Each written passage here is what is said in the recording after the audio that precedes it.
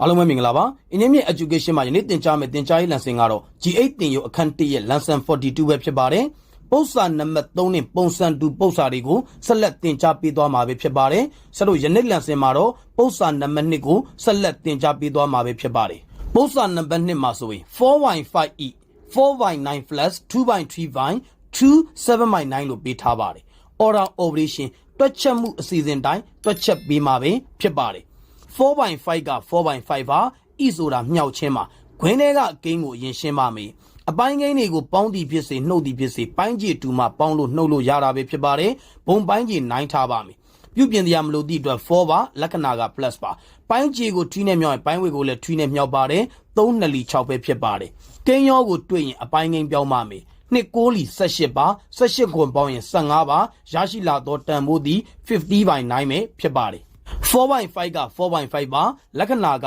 into ပါခွင်းထဲကကိန်းကိုဖြည့်ရှင်းလို့ရရှိလာသောတန်ဖိုးသည် 10/9 ပဲဖြစ်ပါတယ်အစားကိုအမြောက်ပြောင်းနောက်ကိန်းကိုပြောင်းမြန်လန်ပါမယ်ပြောင်းမြန်လန်လို့ရရှိလာသောတန်ဖိုးသည် 9/15 ပဲဖြစ်ပါတယ်ခြေတရားတန်ဖိုးရှိပါတယ်9နဲ့9နဲ့ခြေသွားပါမယ်9 2လီ10ပါ9 3လီ15ပါနောက်ထပ်ခြေတရားရှိလာကြည့်တဲ့အခါမှာခြေတရားတန်ဖိုးမရှိတော့ပါဘူးထို့ကြောင့်ပိုင်းဝေချင်းချင်းမြောက်ပါမယ်ပိုင်းခြေချင်းချင်းမြောက်ပါမယ်ပိုင်းဝေချင်းချင်းမြောက်လို့ရရှိလာသောတန်ဖိုးသည်4 2လီ10ပါပိုင်းခြေချင်းချင်းမြောက်လို့ရရှိလာသောတန်ဖိုးသည်9 3လီ15ပါအဖြေကိုပြောပါဆိုရင် 8/15 ပဲ